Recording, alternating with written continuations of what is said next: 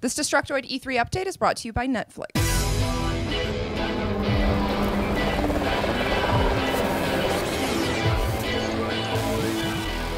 Hey guys, Tara here, coming at you from 2K's E3 booth right in front of a giant Songbird, which you're going to be seeing a lot of in Bioshock Infinite. We actually just got about a 10-minute gameplay demo as well as a one-on-one interview with Ken Levine. You guys are going to see a little bit more about that later. But initial impressions of Bioshock Infinite, it looks absolutely incredible. The footage they showed us today was actually the same as what Nick Chester saw when he previewed the game for Destructoid.com a few weeks ago. But you have to really experience it in person to know just how incredible it is.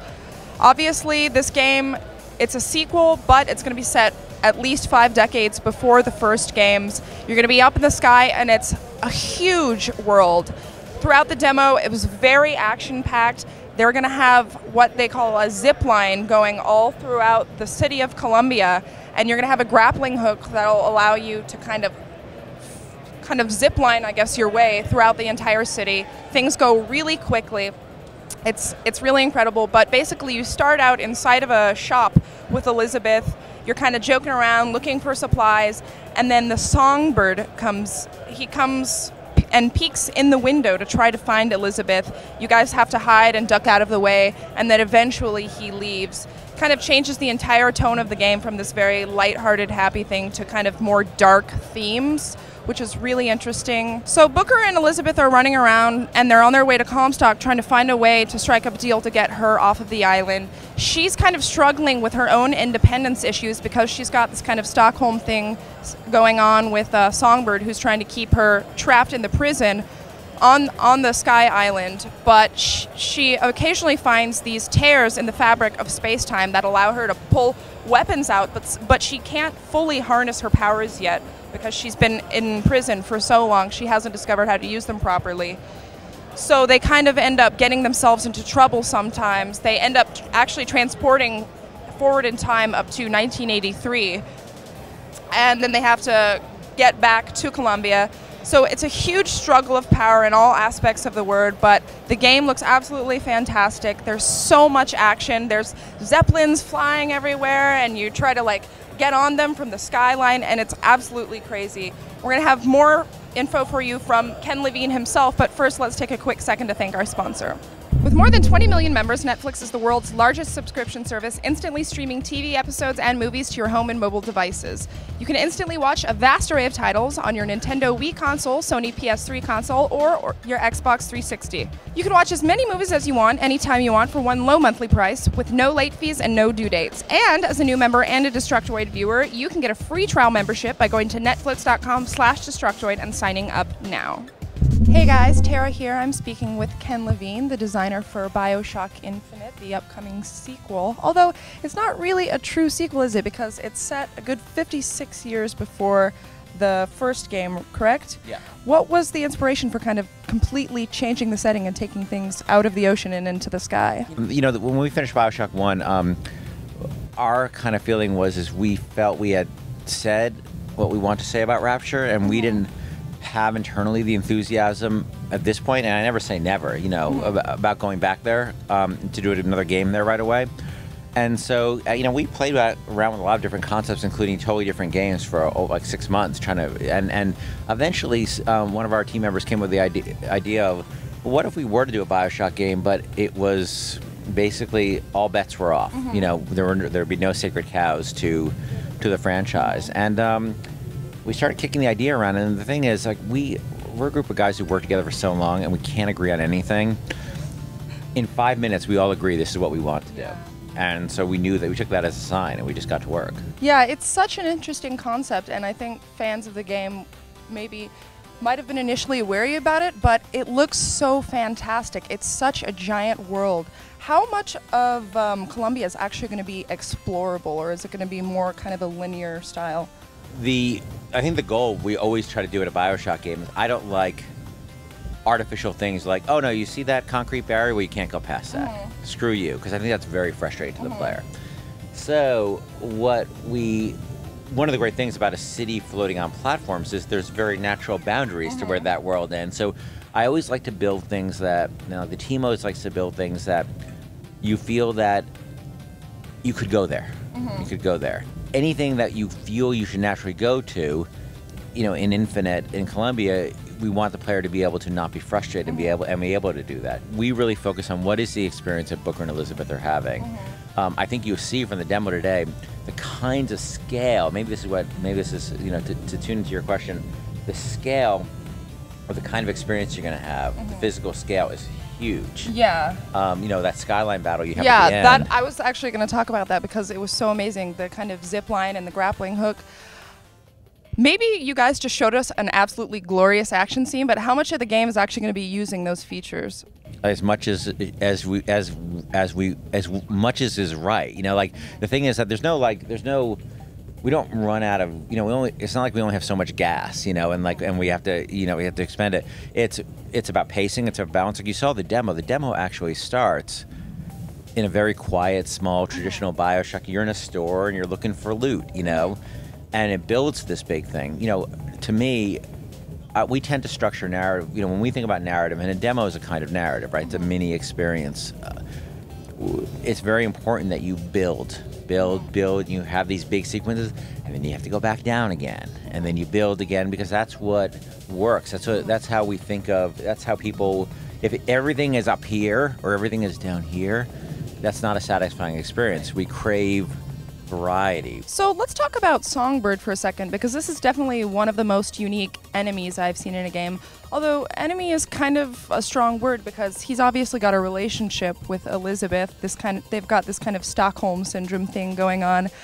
But what I'm actually interested in is her relationship with Booker. Is there going to be more to that than what we saw in the demo? Because at the end of the demo, they show her being kind of, Songbird attacks Booker, and then Elizabeth says, "I'm sorry, take me back with you." But she kind of looks back at Booker in this way that's like, "I'm doing this to save your life." Are we going to see more of an in-depth relationship between them as we see more of the game? Booker and Elizabeth? Yeah, I mean that their relationship it's the rocket fuel that drives this experience.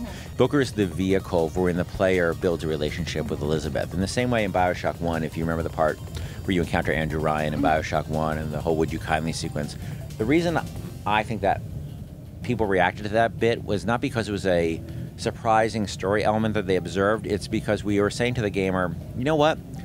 The experience that you had, but that's not what you thought the experience was. We were messing with your own experience, the gamer's experience, not Jack's. Though Jack was obviously being messed with too.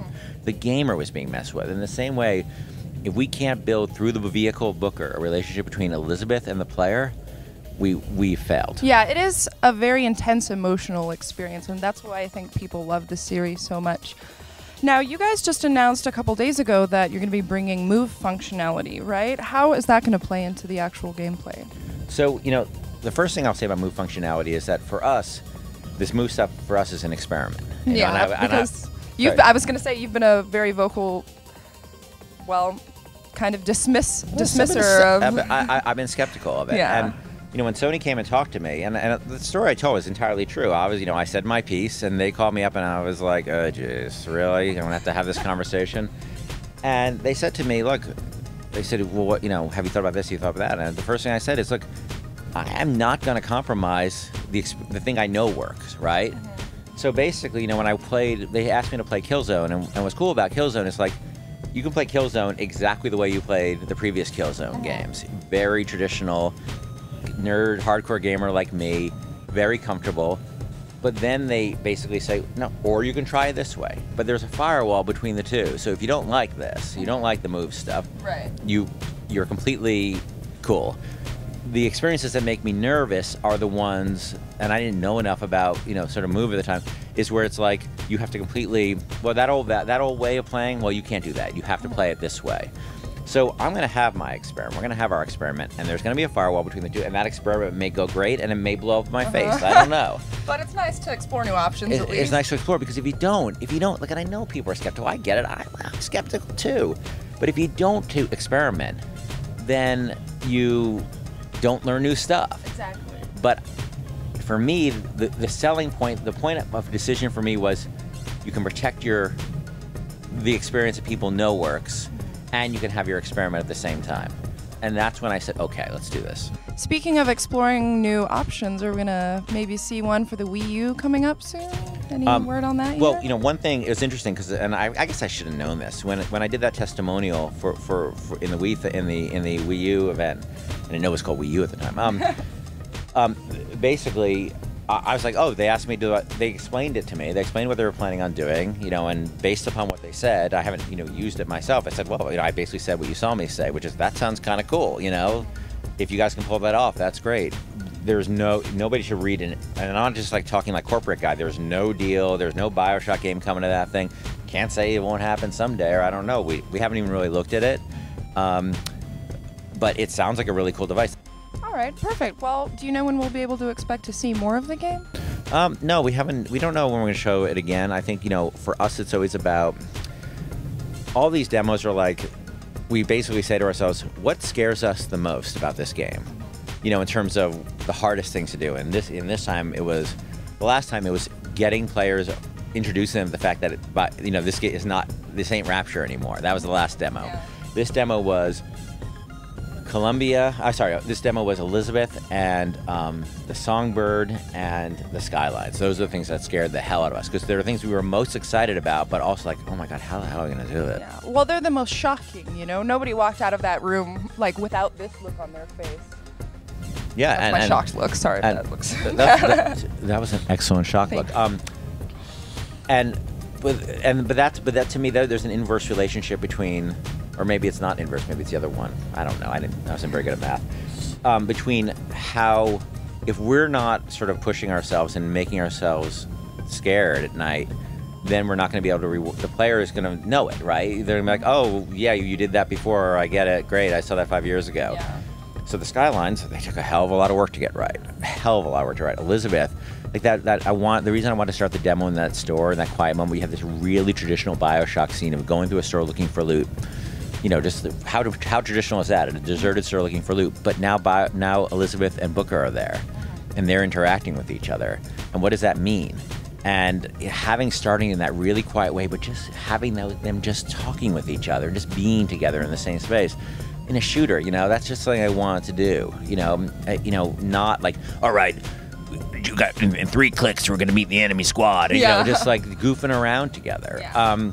I really wanted to do that, but mostly as how do we make this work? And we learned so much doing these demos. So basically, we need to figure out what scares us most next, and figure out when we show, you know, put that demo together, and then we'll show that. Well, what we've seen so far is fantastic. It looks like you guys have really taken a unique direction with the game. And thanks so much for talking to us. Thank you. We appreciate it. Thank you very much. So that was our one-on-one interview with Ken Levine. We don't have a firm release date for the game yet, but it's looking like sometime around spring 2012. Like I said, overall impressions of the demo, absolutely fantastic. You're going to be amazed by just how big the world of Columbia actually is. We're going to see more probably in the next few weeks, but until then, stay tuned for more coverage.